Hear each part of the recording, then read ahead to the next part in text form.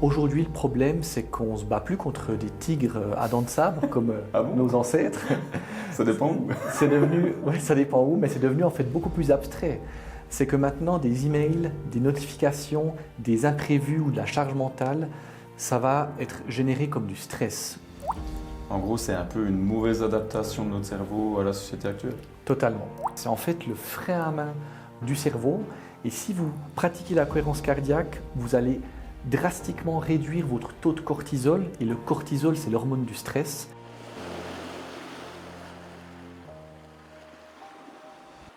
Bonjour à tous et bienvenue dans ce nouvel épisode du Waterdrop Podcast. On est aujourd'hui avec Simon. Salut Julien. Salut Simon. J'espère que vous allez aussi bien que nous. Aujourd'hui, on va parler d'un sujet qui touche vraiment tout le monde. Et d'ailleurs, il y a 38% de chances que vous ayez subi ça dans les 2 jours qui sont passés. Je parle du stress. On est dans une société où un peu tout le monde est stressé. C'est presque mal vu de dire qu'on n'est pas stressé. Si vous dites comment ça va, c'est le stress, mais ça va, c'est ce qu'on entend d'habitude, donc ça a été vraiment normalisé. Mais il y a aussi beaucoup de gens qui en souffrent et ça peut vraiment déboucher sur des choses qui ne sont pas du tout bonnes. Donc aujourd'hui, on va explorer un peu ça ensemble. Pour le premier épisode, on va essayer de bien comprendre qu'est-ce que c'est le stress, pourquoi est-ce qu'on est stressé, de où ça vient, parce que le meilleur moyen de lutter contre quelque chose, c'est de bien le comprendre. Du coup, si on commence par cette première question, c'est quoi du coup le stress ? Alors, le stress, c'est pas très compliqué, c'est en fait juste un message. C'est votre cerveau qui vous dit « Attention, il se passe quelque chose, prépare-toi ».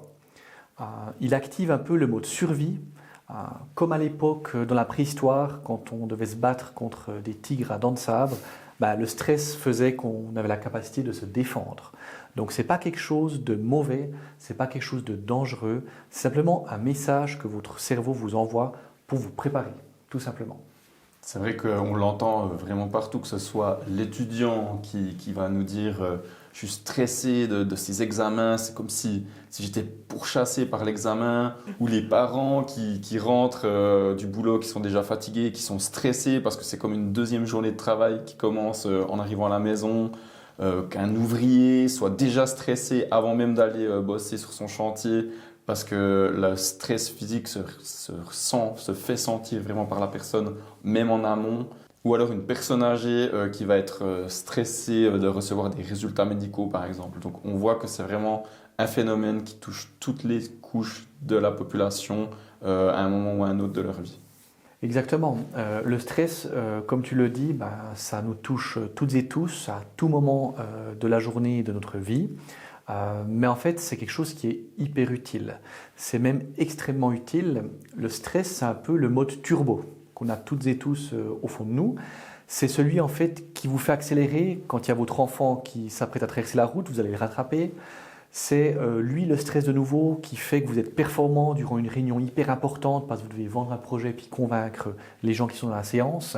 Et puis c'est aussi lui, je dirais, qui vous fait réagir quand vous devez protéger quelqu'un ou quand vous êtes au volant de votre voiture, vous devez éviter un accident. C'est cette montée de stress qui va en fait vous protéger.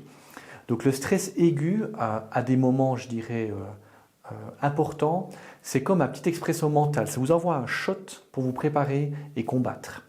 Par contre, ce qui est très dangereux, c'est le stress qui devient chronique. C'est quand finalement, vous devez en boire 15 par jour. Et c'est là-dessus qu'on va arriver maintenant. C'est les dangers liés au stress. Ouais, si je t'écoute bien, ça va pas l'air si mal que ça, le stress. Mais comme tu dis, il y a des choses à haute dose qui deviennent vraiment mauvaises. Tu as tout à fait raison, Julien. Aujourd'hui, le problème, c'est qu'on ne se bat plus contre des tigres à dents de sabre comme Ah bon ? nos ancêtres.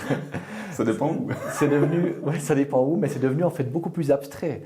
C'est que maintenant, des emails, des notifications, des imprévus ou de la charge mentale, ça va être généré comme du stress. Et puis notre cerveau, il va réagir comme si on risquait notre vie à chaque fois.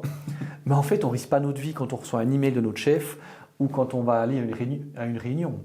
Et c'est là qu'est le problème dans notre société, c'est que tous ces messages, toutes ces notifications vont créer du stress.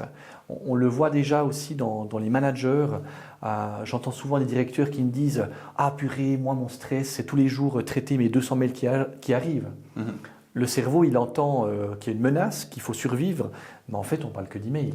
Donc c'est là que ça devient très compliqué. On peut aussi l'avoir avec des jeunes qui disent « Ah, moi je suis stressé, j'ai un examen demain qui va arriver, mon Dieu, qu'est-ce qui va se passer ?»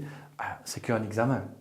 Mais le cerveau l'interprète comme une réaction de survie et vous met en mode de survie.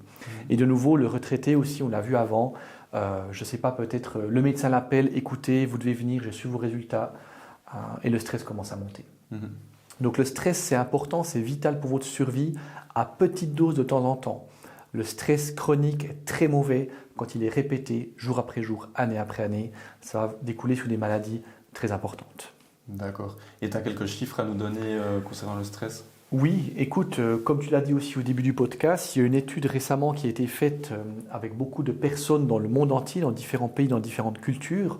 On leur a demandé justement à ces gens-là, c'est quand la dernière fois qu'ils ont ressenti du stress? Et tu sais quelle a été leur réponse sur le 100% de personnes qui ont été interrogées? Je dirais au hasard 38%. C'est un bon hasard, mais en fait, tu as tout à fait raison. C'est assez choquant. C'est qu'environ 40% des gens qui ont été interviewés dans le monde entier ont dit, une personne sur deux a dit « j'ai été stressé hier ». Donc on voit clairement que le stress est partout, tout le temps, mais de comprendre d'où ça vient, comment ça fonctionne, ça va permettre un peu de relativiser et d'en être moins prisonnier finalement. Il y a aussi une autre étude qui a été menée dernièrement par rapport aux décès qui sont liés au stress professionnel. À ton avis, dans le monde entier, combien de décès par année peuvent être liés à un stress professionnel chronique, à ton avis? Franchement, j'en aurais aucune idée. Dans l'étude qui a été faite dernièrement, on parle de 120 000 décès par année qui seraient imputés au stress professionnel. C'est juste gigantesque. C'est énorme. Et encore aussi, quelque chose d'autre, on sait actuellement qu'environ 60% des personnes qui sont très stressées vont après souffrir aussi d'anxiété, de malaise, de dépression. Donc le stress, en fait, c'est un signal qui dit à notre corps de se préparer, mais quand le stress est récurrent et chronique, il va nous faire en fait développer d'autres maladies qui sont potentiellement plus dangereuses. En gros, c'est un peu une mauvaise adaptation de notre cerveau à la société actuelle. Totalement. Notre cerveau n'a pas été adapté pour gérer des notifications, des messages WhatsApp, des mails Outlook ou des rendez-vous par Teams. Simplement qu'il a transformé tous ces signaux en signaux de stress alors qu'en fait, ce n'est pas des signaux de stress. Et c'est là qu'on va justement essayer avec vous de penser différemment pour changer la réaction du corps. Super, très bien. Alors si on entre dans le vif du sujet, c'est quoi les 3 tips actionnables de l'épisode pour mieux gérer son stress? Pour l'épisode 1, les 3 tips vraiment que je vous recommande, pour ceux qui avaient vu notre épisode sur le sommeil, il y a un tips qui va revenir, c'est la respiration en 4-6, la cohérence cardiaque. C'est en fait le frein à main du cerveau. Et si vous pratiquez la cohérence cardiaque, vous allez drastiquement réduire votre taux de cortisol. Et le cortisol, c'est l'hormone du stress. Et en faisant une respiration en 4-6, donc on inspire 4 secondes par le nez et on expire 6 secondes, ça pendant 2-3 minutes, ça va clairement diminuer votre taux de cortisol et donc naturellement vous déstresser. C'est scientifiquement prouvé, c'est l'action la plus rapide, la plus facile à mettre en place qui va clairement influencer votre niveau de stress. C'est vrai que je pense que si quelqu'un dans les auditeurs font de la méditation, c'est quelque chose qui revient tout le temps. Donc, clairement. Ouais. Ensuite, ce que je peux vous proposer comme tips numéro 2, c'est le scan express de la tension. Par exemple, quand vous êtes en voiture, dans une file d'attente, que vous êtes au bureau, posez-vous la question ouvertement, où est-ce que je sens de la tension? Et quand on commence à y réfléchir, on peut dire les épaules, le dos, les jambes, et consciemment relâcher cette partie du corps. Si vous sentez que vous êtes tendu les épaules, que vous avez une tension, relâchez les épaules. Simplement d'en prendre conscience déjà va réduire à peu près 10% de stress que vous subissez finalement. Ouais. Et le troisième tips que je peux vous donner, c'est de tenir un journal sur ce qui vous stresse.